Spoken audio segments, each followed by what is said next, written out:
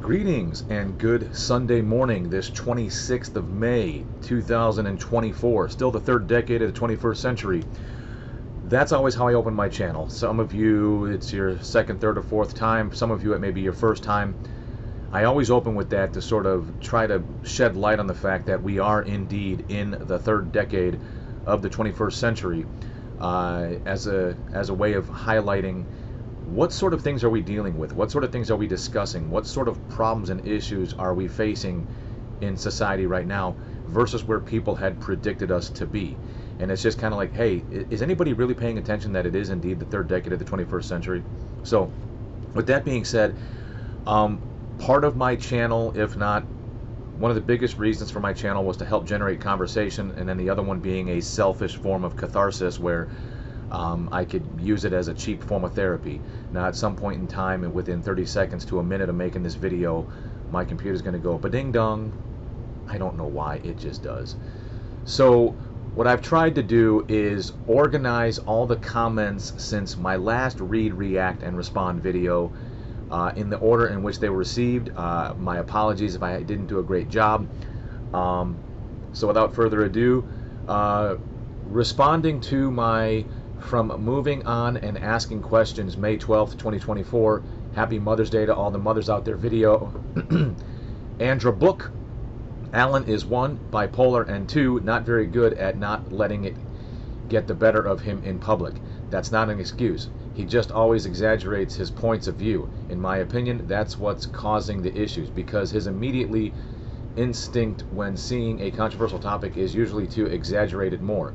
And when he's talking about touchy topics, people react. The rest of the time, he rants away totally happy and no one cares. But the exaggeration is still there. It's just the way he talks. It's hard to deal with these controversial times for people who are typically pretty level-headed. It's even harder for people who typically have some challenges. And yeah, I did point this out to the people commenting on his channel. I think some people from the police department were trying to reach out and talk to him about it. So if anybody's trying to play catch-up, I wanted to try and do a video a little over a month ago where essentially somebody I would probably chalk up to being an overly sensitive law enforcement officer, or somebody going through something where they found themselves hypersensitive to some interview that Alan Richson did. As somebody who is in the service, not law enforcement, but as somebody who served, I know some of the challenges and difficulties we faced. As somebody who was in the combat arms profession, whose job it was to locate, close with, and destroy the enemy by fire and maneuver, and to repel the enemy's assault by fire in close combat. Mission of the Infantry Rifle Squad. I know what it was like to be stuck in situations where you're doing your level best to, if nothing else, survive. And in that manner, I can sort of understand how officers who are constantly being called to deal with the absolute worst of society. All right, people tend to forget that when police are involved, it's to try to maintain good order and discipline and to maintain and enforce the law, typically when people are breaking it, typically when people are at their worst. And people don't have, people are losing their respect for authority more and more and more each day, where now officers are at risk of their own lives. It's almost a thing. And I don't know if it's because we catch it on camera more, but it's almost like a thing where, how far can you take it? How many officers can you kill? So yeah, I can appreciate what it's like to go out there and to basically risk life and limb for a 12-hour shift, 7 out of 14 days, if not more. In which case, yes, it's also one of those things, just like in the military, where one bad apple can ruin the opinion of the entire orchard for everybody. It's something I dealt with the whole time I was in. It's even worse when you're single. As you try to meet and mingle with people, whether same sex, opposite sex, somebody had a bad experience, or a friend of theirs had a bad experience, and next thing you know, because of your profession, because of what you chose to do for a living, whether short-term or long-term, you are instantly stereotyped and instantly revered in a negative light versus who you are as a person, regardless of your profession. So with Alan being bipolar, I don't know how much that has to do with anything, but he was potentially trying to comment on a potentially bad actor, but that the whole motivation and the whole concept behind that has kind of come and gone because it got completely overshadowed by this 5-minute mark. There it is, 5-minute mark. All right. it got overshadowed by this whole thing with Jocko and whatnot. And then Andra Book, you said my comments got cut off after this one. I think it keeps showing error. No idea. Then you went on to further comment. The media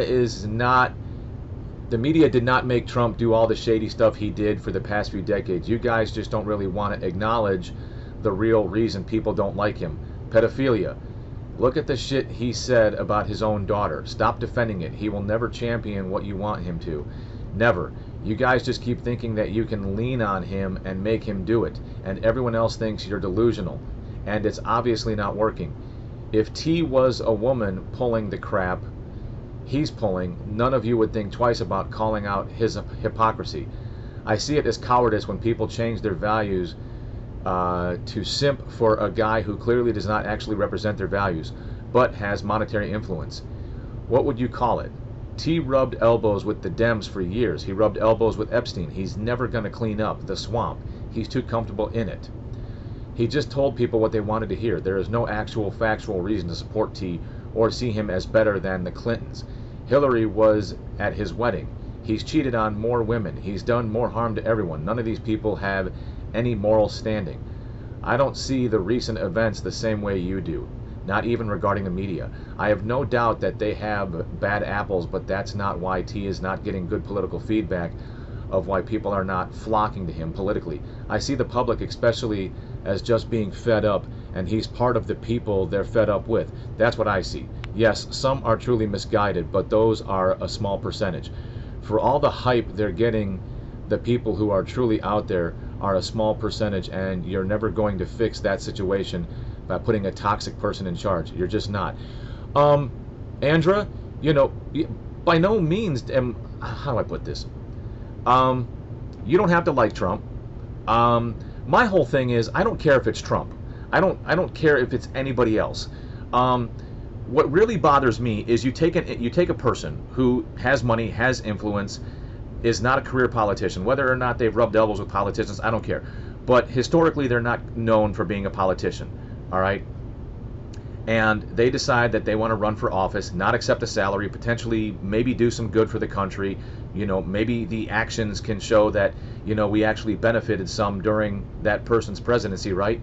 What I can't stand is the blatant hypocrisy. What I can't stand is that we're not hiding anymore. We're not hiding behind the curtain. Do me a favor, open the curtain, see the guy working the levers, but pay attention to Oz. All right? Just look over here. I know you can see me, but don't, you know, and hopefully you get the Wizard of Oz reference. That's the part I can't stand, is the complete and total weaponization to try to deplatform this man, to try to, you know, you mean to tell me, and Andra, by no means am I lashing out at you per se, but you mean to tell me that everybody running for political office, their hands are clean, there's no skeletons in the closet, they're as pure as fallen snow? I don't believe that. All right? I'm willing to accept the flaws, but also my own personal bias, I just can't stand Democrats. I can't stand the Democratic Party. Maybe I would feel a little bit differently if they rebranded, if they changed names, but you know, for the time being, it's like, well, you know, the Nazi Party. Okay, well, if they keep using the name Nazi Party, then of course I'm going to continue to think about what they did in the past. Whereas they changed their name, I don't know, maybe it changes the dynamics, but I digress. I'm kind of going off the rails here. I guess my question is, regardless of whether you like them or not, can you see what I see as hypocrisy? Can you see how they've never treated anybody else like this before? They've never gone after anybody like this before. You've never seen judicial people, judges and whatnot, acting this way before.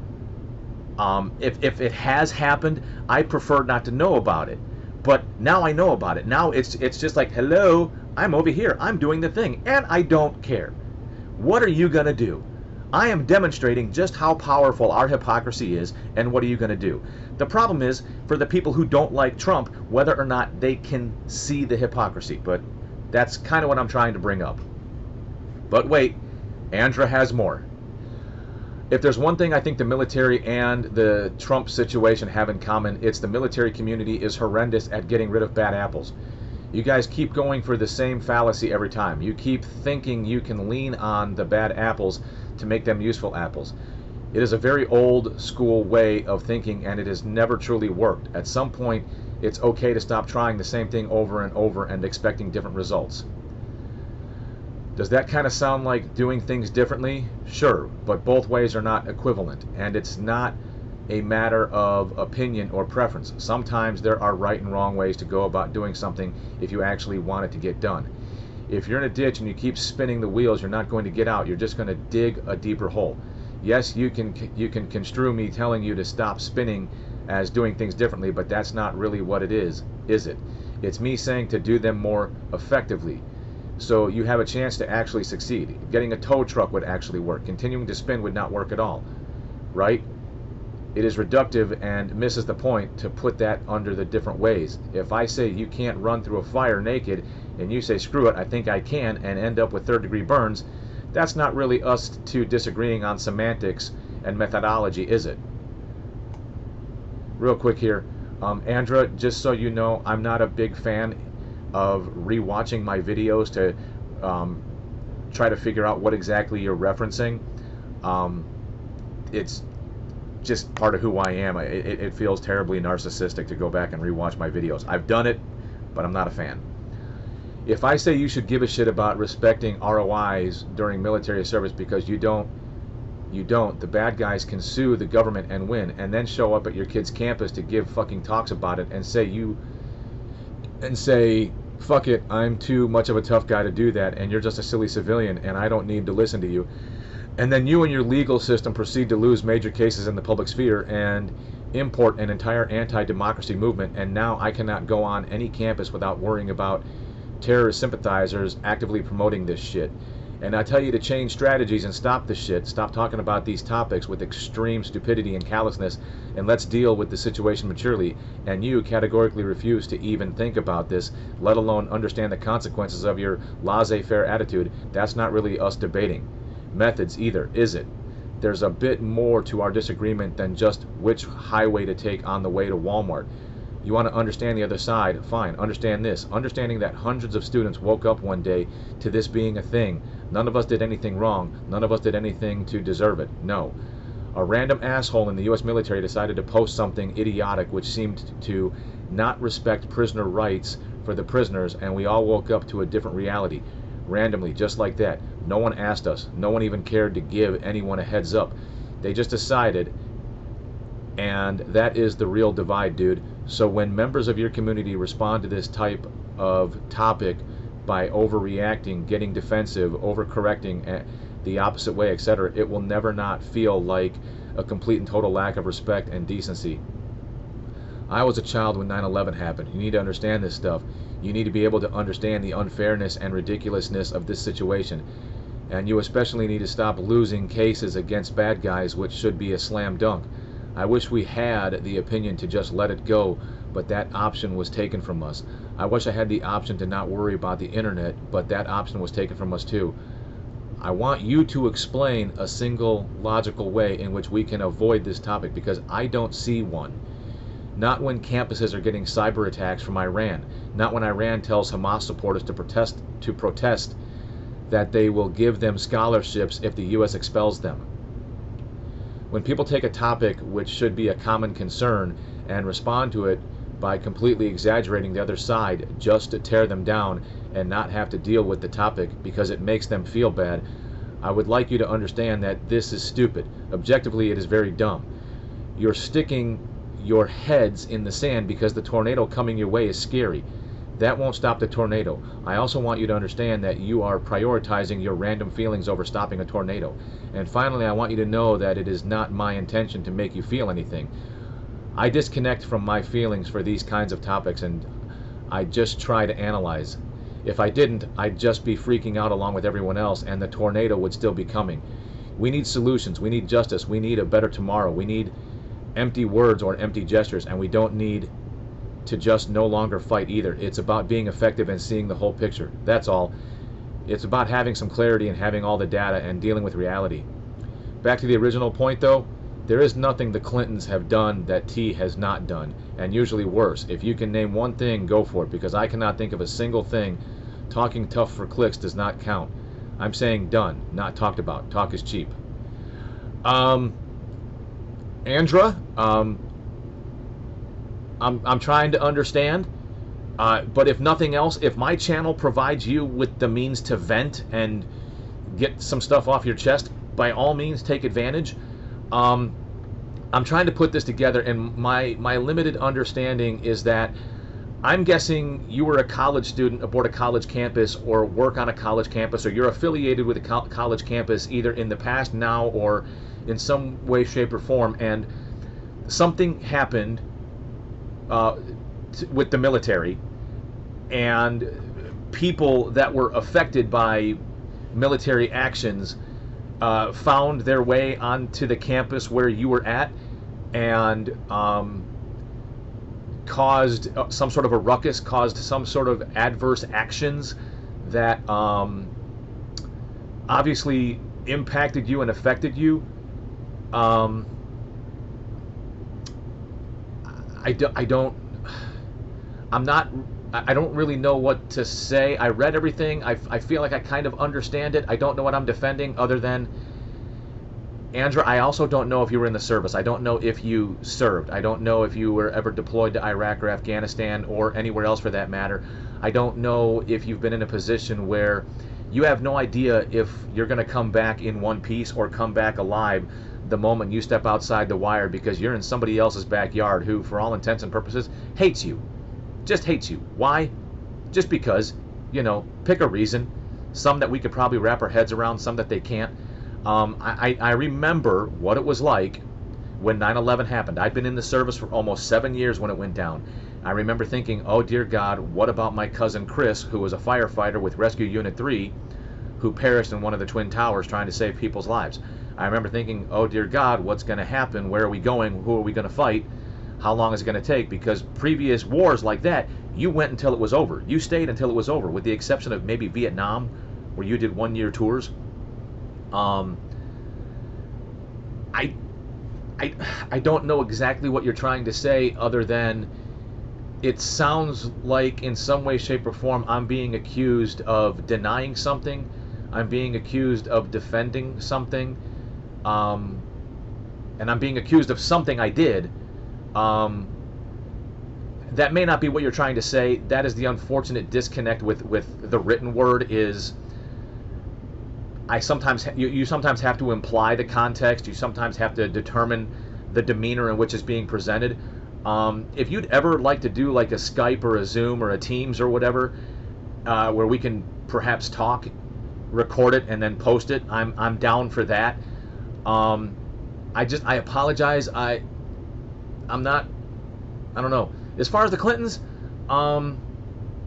off the top of my head, the one that always like hits my memory like that is, I was on active duty when Bill Clinton was basically caught cheating on his wife in the Oval Office with Monica Lewinsky.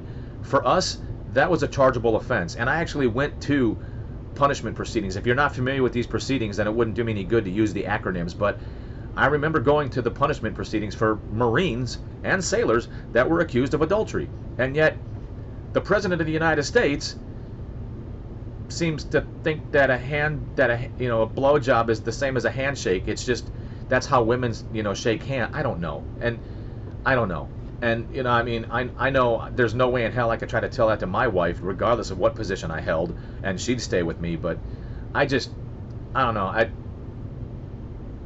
The Clintons just make my teeth itch. All right, from May 18th, 2024, reading, reacting, responding to comments. Stace, so much I want to say, but censoring myself for the time being. Stace, if I remember something of what I may have said, and knowing what I know about you, I think I understand. Cool, got it. Mike, the buddy of mine that turned me on to the video that has generated so much popularity for the time being. I'm still waiting for the popularity to fall off. Just be careful, brother. The bigger the reach, the more possible interactions with degenerate morons you can have. Either way, keep up the good work. Yeah, in some cases, and I don't know if Stace would feel the same way, I sometimes miss my little anonymity, but I don't mind generating more conversation if it gets us talking. Becky Mutley, third decade of the 21st century, and where are we as a species? No hover, anti-gravity cars, no tech to render enemy explosives in a wide area inert at the touch of a button, no actually useful multi-shot laser weaponry, and still not one company that exists anywhere on the planet that is making a military or long life ration pack that tastes like food. What do we have? Electric vehicles which take up an entire fire department engine company's time for 7 hours to extinguish when they catch fire. True story. And let's not forget, Becky, the rare earth minerals it takes, mined by essentially slave labor, to make the batteries, and all of the potential environmental hazards involved with the mining of these rare earth minerals to make these batteries for a cleaner tomorrow. All right. Andra Book. You should maybe do some videos on what the Dems and the GOP was founded on, because I don't think many people actually know nowadays. Just saying. I replied in writing that when I first started my channel during COVID, I actually used to do quite a bit of research in the vein of Louder with Crowder. As in, like Louder with Crowder has like a whole team of people that like do research and whatnot. So when I was making my earlier videos, I was trying to do a lot of research so that I could post my sources in the comments section and whatnot. I did make a video pertaining to a subject. Basically, I talked about the history of the Democratic Party, and more importantly, the history of how the Democratic Party gained a foothold in the North, specifically in New York City. That was the only video of mine taken down. If I've got 200 videos, only 199 are on YouTube, and I lost the original video, and I'm not able to download it off of YouTube because it's the only one from YouTube that's been removed, because apparently they don't like my facts. And I got the facts directly from Google Scholar. All right, Andra replied, huh, odd. So wait, you started working for Louder with Crowder? No. Or was it a similar video to their channel style? Yes. What was the official reason for the removal? No idea. I don't think, oh, something about misinformation, I think. Goes against YouTube's guidance.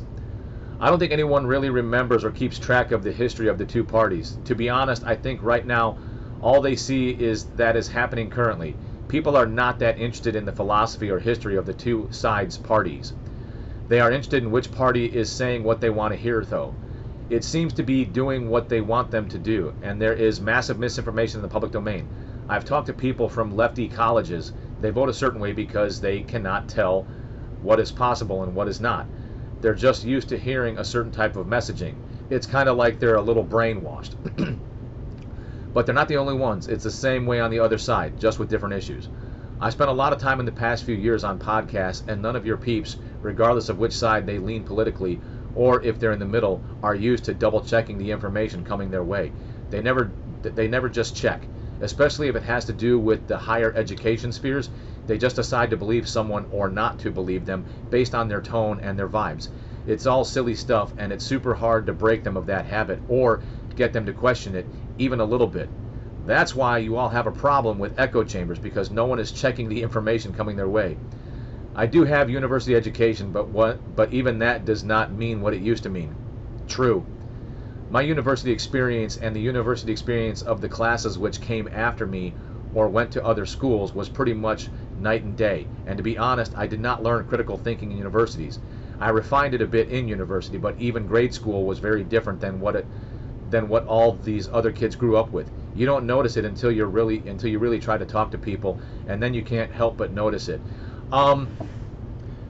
Andra, I will never be I'll never be one of those people that tries to, plug my channel and, try to get you to go back and watch previous content. But in previous videos, to include multiple videos, I've sort of tried to outline how it is I feel the way I feel, and how I'm not a fan of both parties. I like one better than the other, and I really dislike one. And that's not really saying much. I didn't go back to college until I was in my mid to late 30s, and I had a lot of life underneath me, and I found answering questions to be terribly easy, to the point where I was like, man, if this is what college was really like, I'm basically phoning it in. And that's exactly how it felt. It felt like phoning it in. Oh, provide a couple of references. You mean other than myself and my life experience? Fine. Google Scholar. Somebody back me up on this. I know it sounds terribly hubris, but depending on the topic, yeah. The only actual degree program I found very challenging was when I went back to school for cybersecurity, because it was so outside my realm. But even then, after I would immerse myself in the topic for that particular course, it all kind of came back to the same thing. Don't let anybody near the material. I'm paraphrasing the hell out of that, but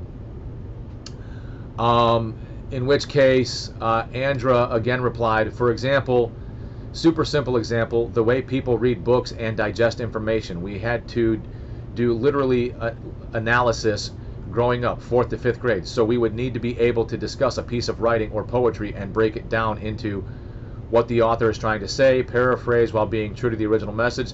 So all the original points had to be in a paraphrased version.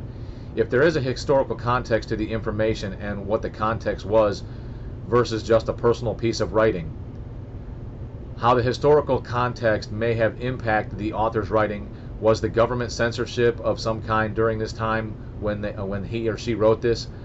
And then we would have to speak to the style of writing. So was it an essay, and what type of essay? Was it poetry, and what type of poetry? So this part would be more in terms of how it was written and not what was written and why we think the author picked the medium, if there was a reason. By the time I had finished 5th grade, I had memorized multiple styles of poetry, essay types, and literally work styles. Books, novels, novellas, short stories, historical periods as it related to writing texts. All the freaking stylistic options for the time. Or for all of them, sorry. Most of my friends who did an English degree in the US and UK universities never reached this level of analysis after they completed their degree, not in grade 5. And no one was asking us how we feel about the works. That was stuff we'd talk about in our own conversations, but that's not what we were graded on, ever, because that would be a personal thing. The grades were for the objective stuff. It was not the school's job to teach us how to feel. It was the school's job to teach us how to analyze text on multiple levels, and how to write in multiple styles so you can convey your message in a variety of writing styles. Do you see what I mean? How big that gap really is, how differently my brain perceived information compared to say the usual Gen Z stereotype. We're supposed to double check. We're supposed to take into account any potential biases. We're supposed to take into account the tonality, but only as it related to what the author is trying to convey, not in terms of whether the tone bothers us or not. We're not supposed to just react to anything, really, because it could be a false message. And if you just react, you'd be playing into the strategy of whoever sent it. You have to analyze it first. So how many of your peeps on either side analyze the information they receive? Because all I see is their thinking stops at, we have to present everything from the perspective of the other side, and it is not our job to determine authenticity or factuality. So whose job is it then? If it's not the public's job to think critically, and it's not the government's job or the media's job, who actually is doing that job? You know, that's an interesting point, because if I'm trying to understand what you're trying to convey, I'm guessing that means you're Gen Z, which means you're maybe late teens, early, I don't know. I have to double check Gen Z. My daughter says she and her brother are the lower end of Gen Z, and they're going to be 19 and 16. Where was I? Okay, so the public educational system, if you were in a public school setting, has changed drastically since I went through. And at least what I remember when I went through before the age of Common Core, it could change drastically from one school district to the next. And as somebody who bounced around from apartment complex to apartment complex, I could physically see these changes as I would go from one school district to the next. In one school district, I'd be ahead. In another school district, I'd be behind. Move to another school district, I'm right on par. It was crazy. I'm not a big fan of forms of media trying to tell me what to think. And if that's essentially what you're getting at, yeah, don't tell me what to think. I could think for myself. You know, like when I watch the news, hey, we're expecting rain. Here's why we're expecting rain. Thank you. Appreciate it. That's why my wife and I love the Weather Channel. All right, it's like, well, the Dems are in the majority, so we're getting tornadoes. It's like, wait, what?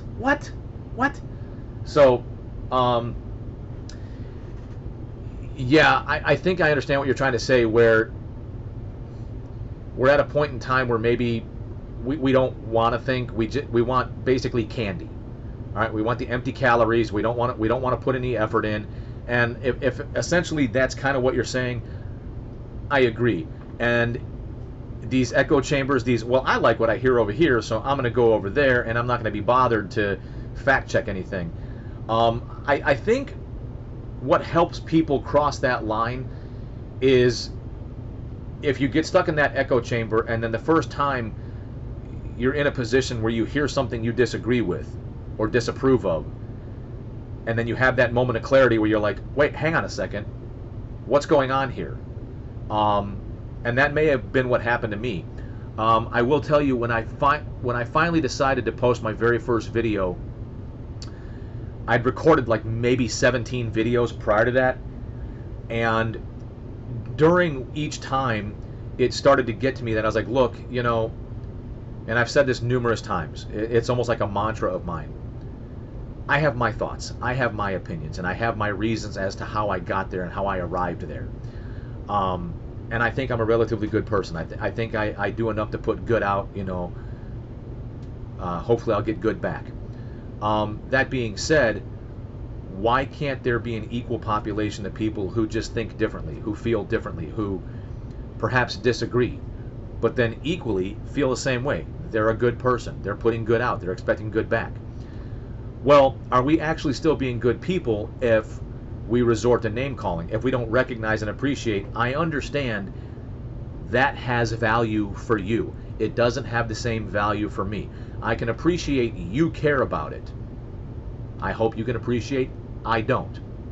I think where we have issues now is essentially we've reached a point in society where we are starting to disagree more and more than what we used to agree upon. And I'll try to hone that in a little bit more, but I've got a lot more comments to get through, and it's already been 32 minutes. I replied to that, so I intend to do a more read, react, and respond video pertaining to your comments, but to give you a quick answer, when I started my channel, I initially started doing research and whatnot, but didn't find it helped create much conversation. I did not work for Louder with Crowder, and YouTube only said something regarding standards and information. Basically, it countered their preconceived narrative. Yeah, basically the video that they took down, if YouTube has a preconceived narrative of what they're trying to support, their echo chamber, if you will, my video countered it. And then you responded, okay, I wish they were a lot more clear about what the standard is. Yeah, and that's one of the things I keep going back to Steven Crowder for. I don't agree with him on everything. I don't always find him funny, but tragically I'm hooked because I'm dying to hear what happens with his lawsuit versus YouTube. All right, I'm terribly interested to hear what's going on with the lawsuit with YouTube. I hope that makes sense to you, because I'm going to butcher the hell out of this. YouTube is hiding behind the tax credits and the tax breaks of a certain title, but when they enforce a standard and they remove content, they're acting outside the title that provides them the tax incentives and the tax breaks, in which case they should be fully taxed. And I think that's a basis for Steven Crowder's lawsuit, because then they can be easily misinterpreted and give false negatives. Basically, if we are not sure what the standard actually is, how can the computer algorithms be sure about it? They do glitch sometimes, like a lot of times.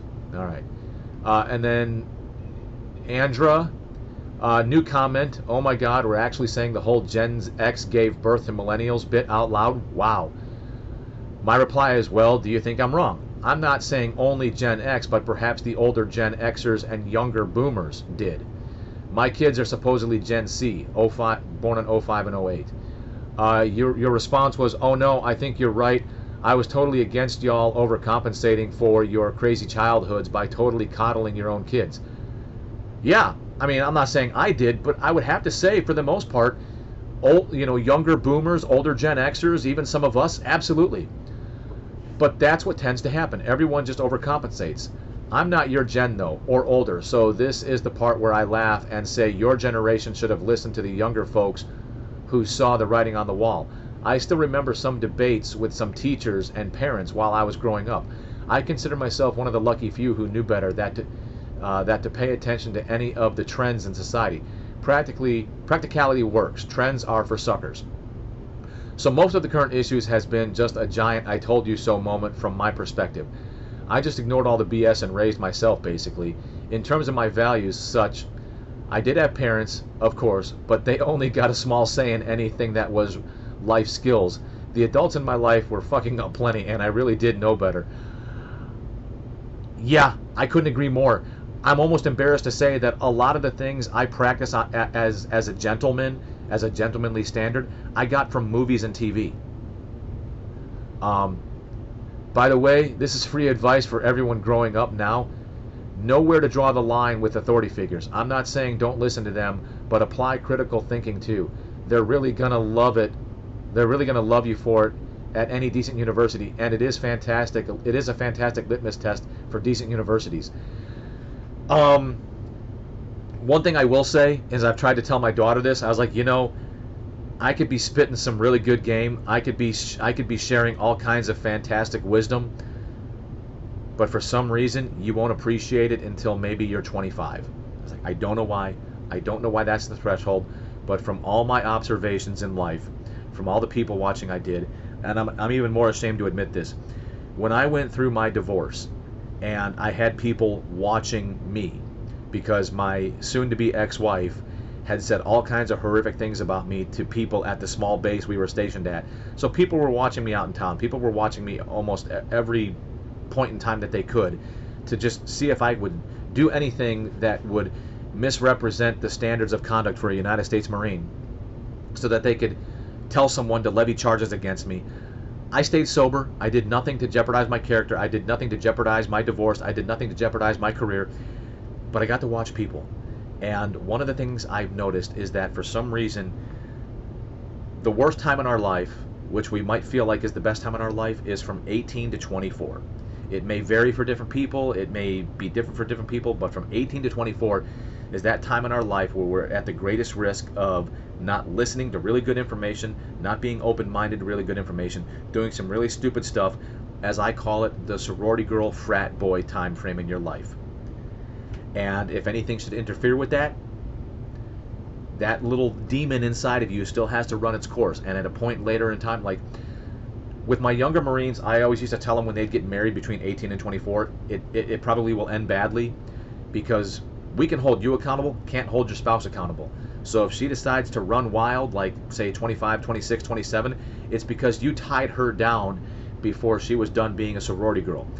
Now it may sound terribly one-sided, but at the time I was Marine infantry, we were all male, so the homosexuality thing wasn't quite where it's at now. So when the Marines were getting married, they were getting married to females. So just to try to add some context and perspective. Andra also replied, did you see my message regarding cybersecurity? Thoughts on that? That's my main gripe, honestly, and has been for a while now. I'd love to try to resolve the cybersecurity issues and try to bring it to a point where maybe bad guys can attack people less or have less impact when they do, basically. I don't know if you said anything other than Iran and whatnot, but the one thing I've also noticed, which is why I can't stand the two-party system, is because, like, take it right now, like take like the Democrats right now, right? Historically speaking, since I've been alive, the Democratic Party has always weakened our posture, has always let down our guards and weakened us as a nation. I mean, look at our southern border, look at the cyber attacks, and it's because they always try to appease a certain group of people, and when they do, they have to take from something else to give to these other people, whatever those other people are, and it just weakens us. And then the Republican Party has to come in and basically clean up this massive mess. Not that I'm saying I'm in love with the Republican Party, but it's like I don't have another option. You could try to argue, well, there's the Green Party, there's Independence, there's the Tea Party, there's this, and it's like, have you ever actually looked at those candidates? They're not really what I would call viable, good candidates, but I digress. That just goes down the rabbit hole. So I replied, not yet, and not unless it's part of another comment. I'm getting to the comments slowly throughout the week. Yeah. And people don't seem to understand that there are nations out there that have a very dedicated interest in trying to tear us down. They see it as some sort of monolith, and they want to build themselves up by tearing us down. China, Iran, Russia, you name it. And it's like, no, no, no. And what blows my mind is people take advantage of the liberties and freedoms they have in this country to basically be downright un-American. Kind of funny, talking about it on Memorial Day weekend, right? Your response, okay, I'm curious if it got through because I do see it on my end. So according to my screen, you should be able to see it too. And yes, I do 100% screenshot and screen video everything. So we could compare if you're not seeing it. I think people sometimes don't believe me when I say there's issues with communication platforms. So I started trying to prove it a few weeks back because it is very annoying and it can cause very real problems in the real world. No rush, but I've been dying to try and fix this for years. Haha. So Android, like I said, unless it's got something to do with that long comment you made where it was buried inside of that, if you made a very specific comment strictly to cybersecurity, I don't think I saw it. Again, you had more to say. Oh, you said the magic words. I would really like to someone about the cybersecurity stuff, because as I mentioned, there's endless crap going on with cyber stuff. Maybe this is what you're referring to. I try to put these comments in order, which is affecting communications pretty much across the board, including my own, and I would like to discuss strategies. I'm not seeing anyone really step up to try something different, but I do feel like they need to get on top of the situation. I'll debunk mental health for you if you'd like, since I know your veterans community is constantly plagued by mental health misinformation. It drives me crazy to see how much misinformation is out there, honestly, in return for your time and cybersecurity opinions and expertise and such. When the cyber attacks were first getting worse back a few years ago, I did a bit of deep dive and tried my best to catch up on tips and tricks to avoid problems. But no solutions were ever implemented in isolation, and it's been hard to find anyone to have a real conversation with about this stuff. It doesn't have to be online or live or anything.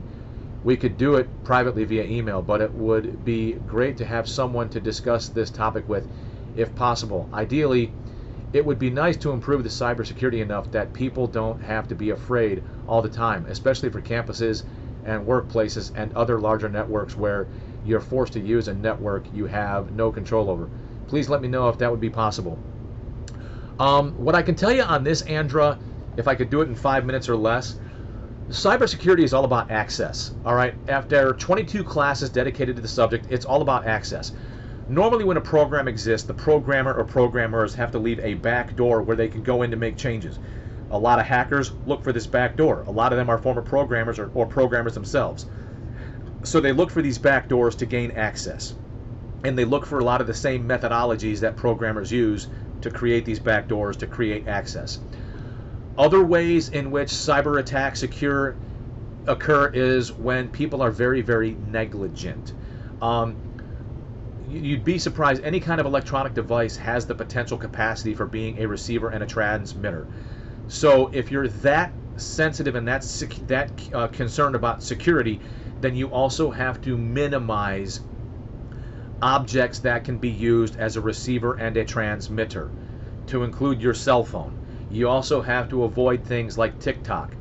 TikTok, it's so obvious that people just don't care. It's that obvious that people literally just don't care. It's Chinese spy software. And the moment you give it access to your phone, you give the Chinese access to your information.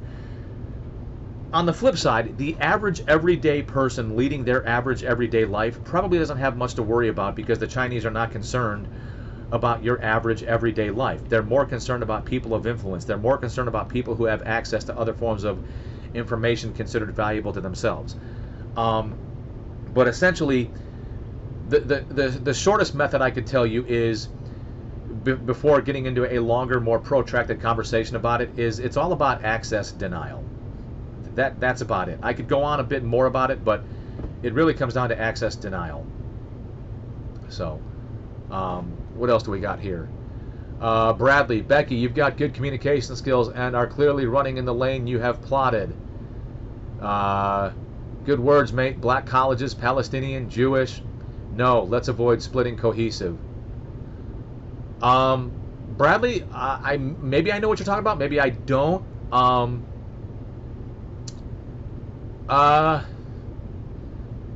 in the third decade of the 21st century, I don't know that it's necessary to have all black colleges anymore like it was back in the days of Jim Crow.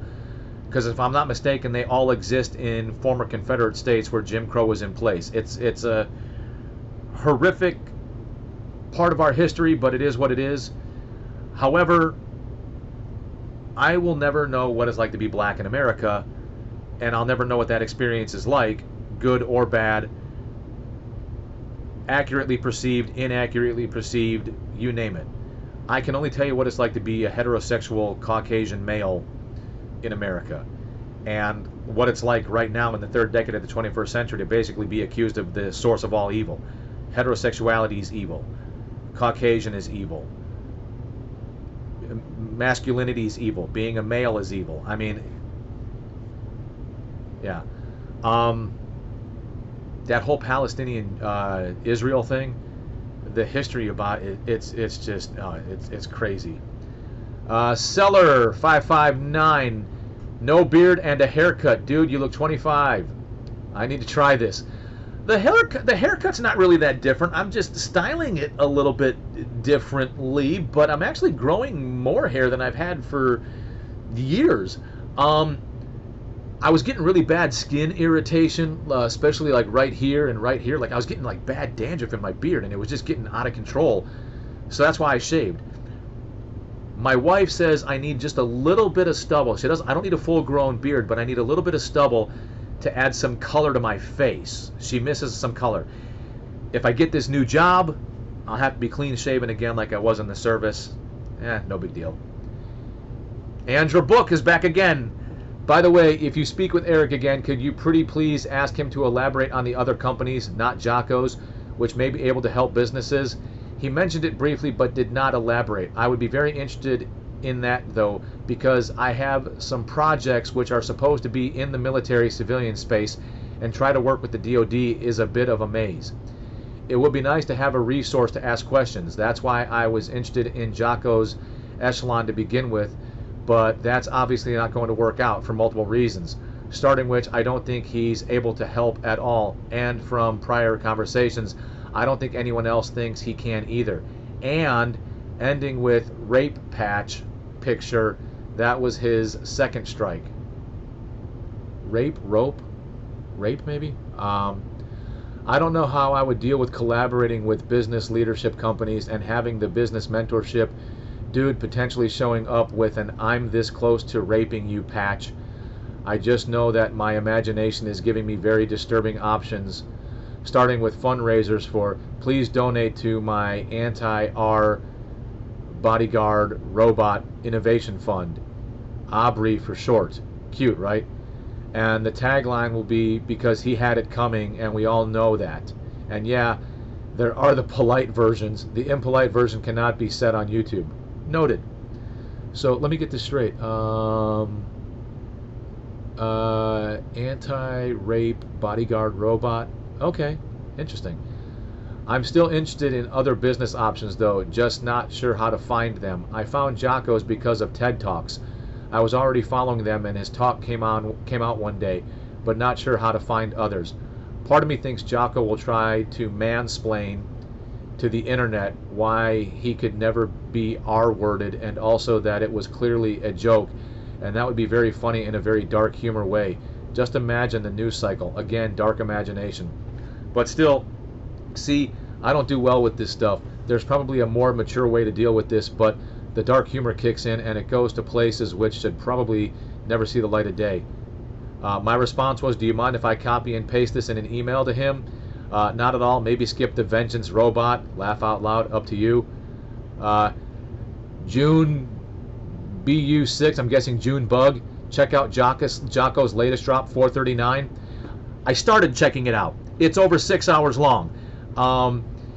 If there's a particular minute, hour mark that I should tune into, please let me know. 6 hours is a long part of my day to listen to. That's several hikes. That's several days of listening, and God forbid I miss something. Although maybe I should try to just keep getting after it over the course of several days. Good God, we're at 50 minutes. To get at Mike's long historical comment, I'd say he was overly intellectualizing by bringing in the Dunning School, a Jim Crow apologist school of historiography. But he has a point.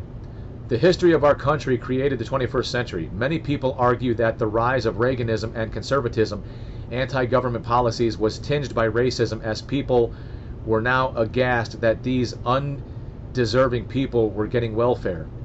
Regardless of how true or untrue that is, any ideology in the U.S. that wants to really grapple with the problems in the USA has to tackle with the issues regarding race and class in our country. I'm a believer in politics based around economic class rather than race, as economics is the true central nexus to politics, in my opinion. I believe your name's Frank. Let me see if I can try to wrap my head around this. So yes, I do believe socioeconomic status has a lot to do with anything more so than, say, race. If nothing else, it can have a part to play in the fact that some people of a certain race tend to be, statistically speaking, of a certain socioeconomic part of the United States as well. The only thing I could say on this, Frank, that may or may not make sense. I spent over 100 days at the Ronald McDonald House in Chapel Hill when my son was hospitalized at the University of North Carolina, Chapel Hill. Then I went to I&I duty, which is the active duty component for a reserve unit, where I did at least 3 Toys for Tots handouts during my time there. So I was immersed in roughly a 4-year period of my life with people of a lower socioeconomic background. And I don't know if it's always been this way. I don't know. But one of the things I found disturbing is you can have low income, but you can have high class. And I say class in how you conduct yourself. You can have low income, but you can conduct yourself accordingly. And maybe we're just a different breed of people, but military people basically get into the Ronald McDonald House, and we kind of segregated ourselves because we conducted ourselves a certain way. There were certain things that we just do in the military, and anybody who was willing to conduct themselves that way were welcome to join us as well, even if they weren't military. When I went to do Toys for Tots, again, I saw some really, really poor conduct from people of lower socioeconomic status. I'm not saying the two have to go hand in hand, but it's almost like people feel like, well, if I'm going to be low income, I need to act low income. That wasn't always the case, but statistically speaking, it was like the 90%ers. Having talked with a lot of the volunteers that came to help out, one of the things I learned that blew my mind was, let's just say welfare. Let's just use welfare as an umbrella term to cover a large variety of topics. Essentially, there are certain boxes you have to check to qualify for welfare. And one of the biggest problems we have is if welfare is not just food, if it's housing, if it's medicine, if it's dental, if it's all these things that people need to survive. If you go to work and you make above a certain limit, you are cut off from all welfare programs. The problem is that limit is not reasonable. They need to raise that limit, or they need to lower the cost of everything else, which it goes for and against. It's this yin and yang that goes back and forth that I think that I don't know what the win-win situation is. But essentially, when I was talking to these volunteers, the cutoff was like $19,500. So if you made if you gross more than $19,500, you're cut off from welfare. At that point in time, in the Columbus area of Ohio, the bare minimum to be able to afford like a roof over your head, groceries, medical, dental, you name it, was probably around $45,000 to $50,000. Now look at that in comparison. That's what you need to be able to afford all the things that welfare provides, but you're cut off from welfare at $19,500 gross income.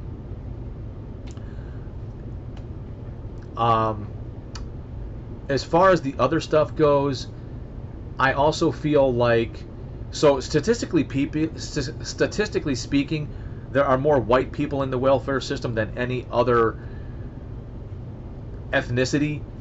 It's just when you compare the entire scale of white Caucasian Americans versus those that are in poverty, simply put, if there's 1 million Caucasian Americans in the United States and 250,000 are on welfare, that's 1/4 of the population of Caucasian American.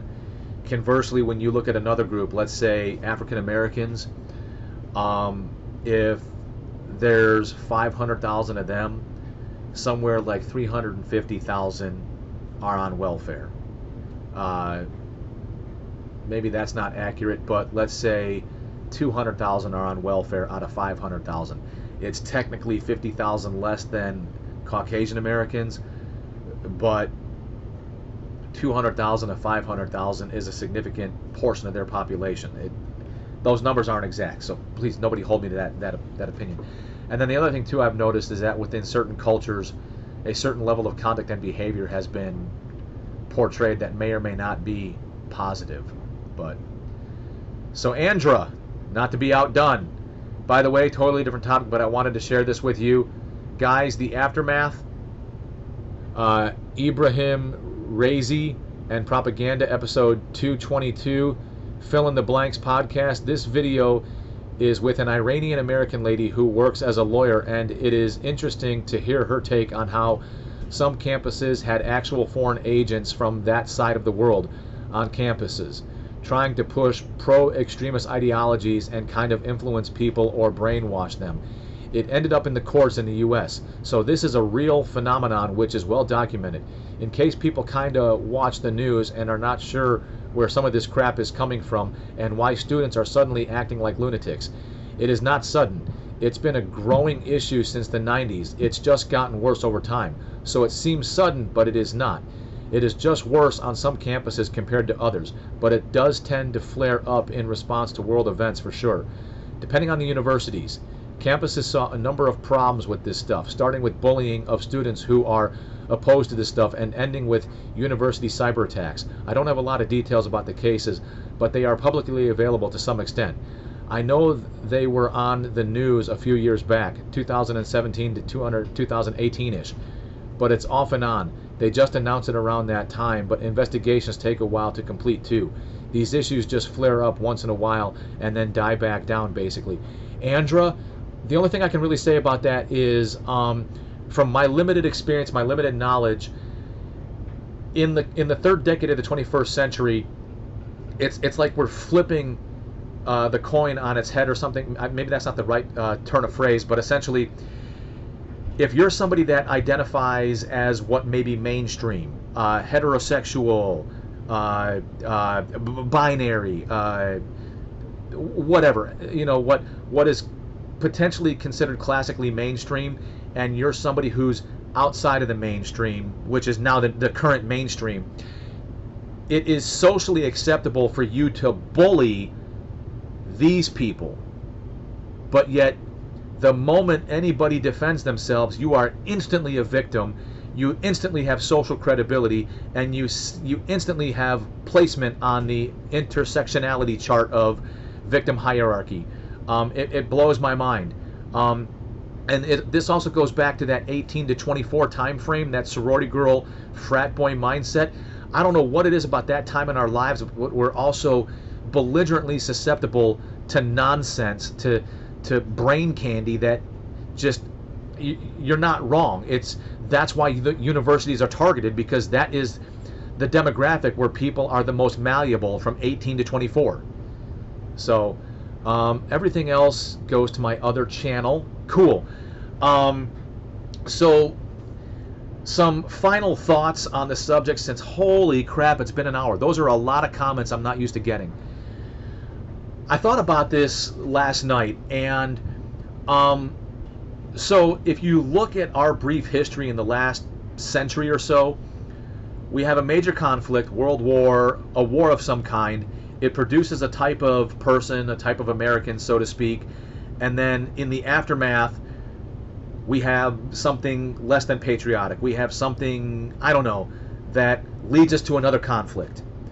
You look at World War I, we come out of World War I, and then we have the Roaring 20s and the Depression of the 30s, and then we go into World War II.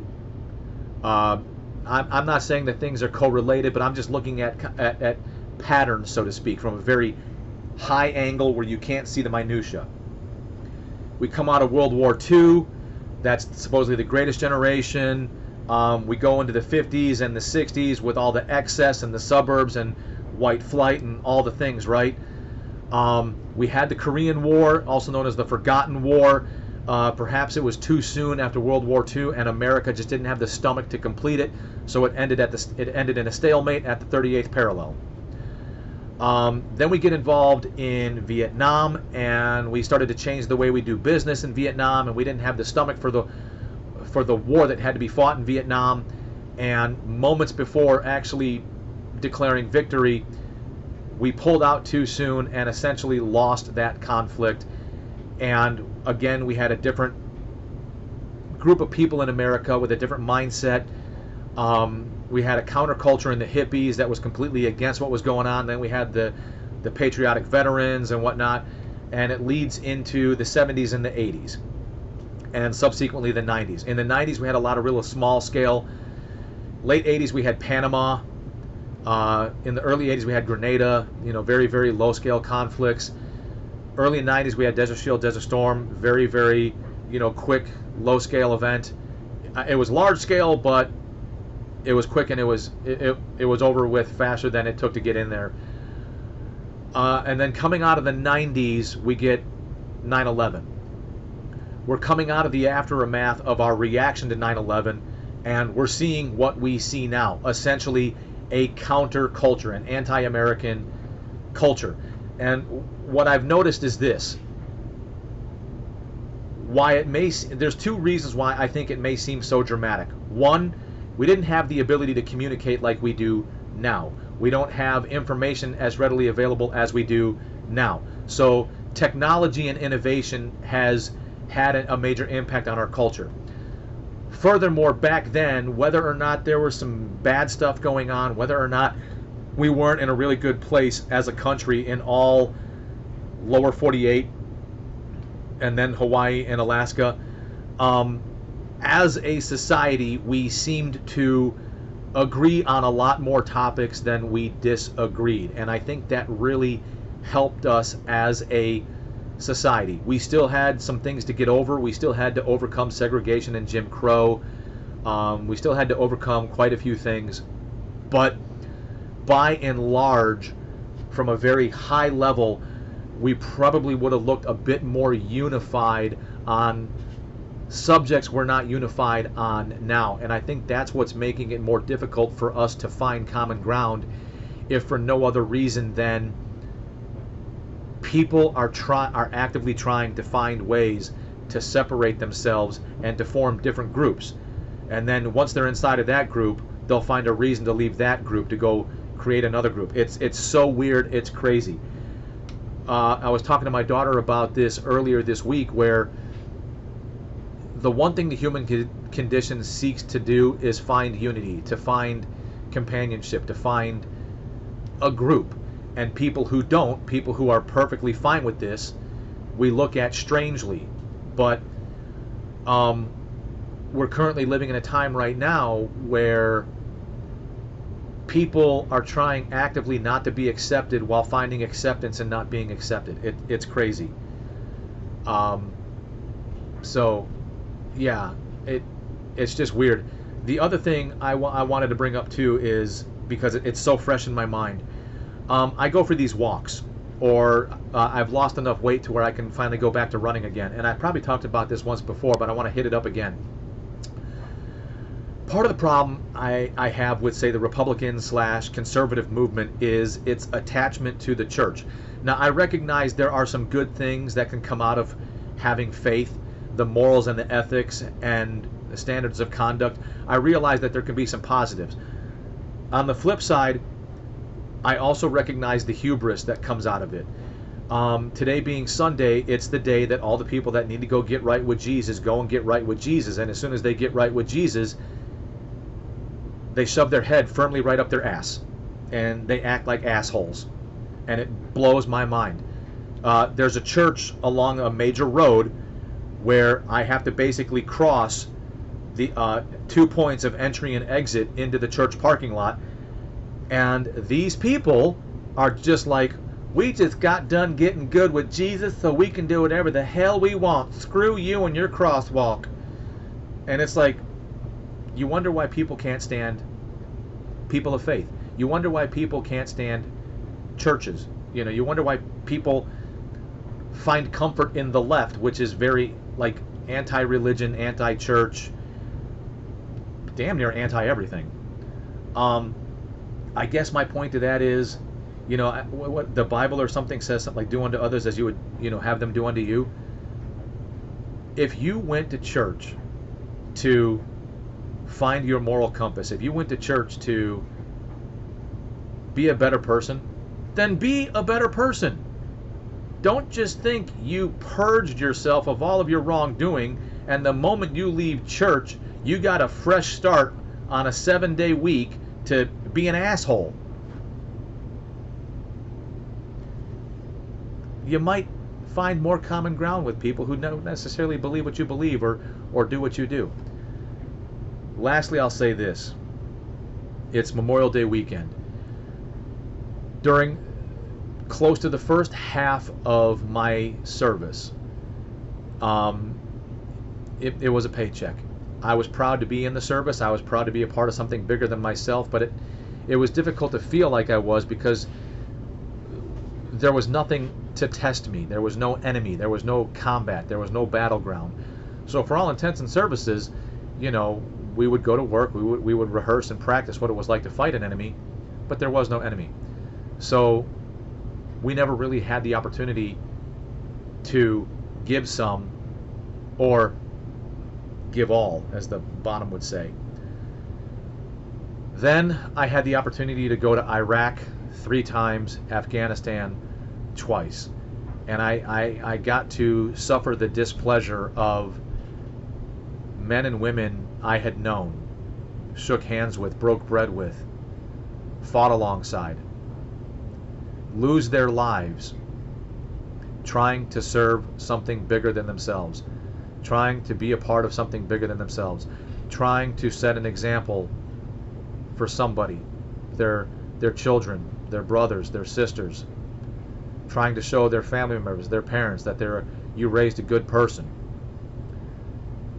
trying to ensure that the American way of life is preserved by going to the wolf's backyard and fighting the wolf on his territory instead of inviting the wolf back to our backyard.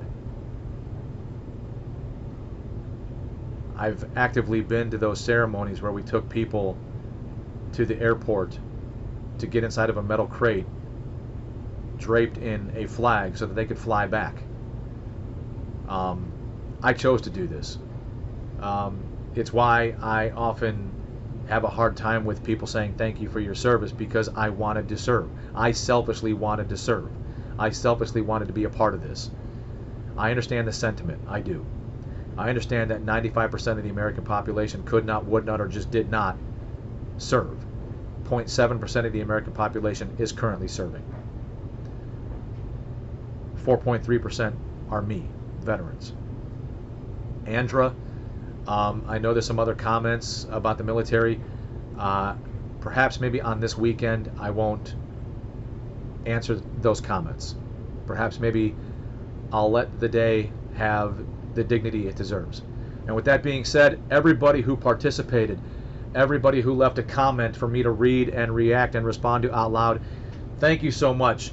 Just know that my original content, if I can, never goes above 20 minutes. You probably can't see the timer up there, but I'm at 1 hour and 9 minutes. So while I greatly appreciate the feedback, I don't normally try to go this long. But for those that did leave a comment, thank you so much. As you see, I'm not so large that I won't read, react, and respond. I will do my level best. And I apologize if I can't always make sense of what it is you're typing. I'm not trying to be disrespectful. I just can't always make sense of what you're typing. And I know what it's like to try to type things out, and your typing doesn't quite match up to the thoughts in your head. Thank you for being awesome. Till next time, stay safe.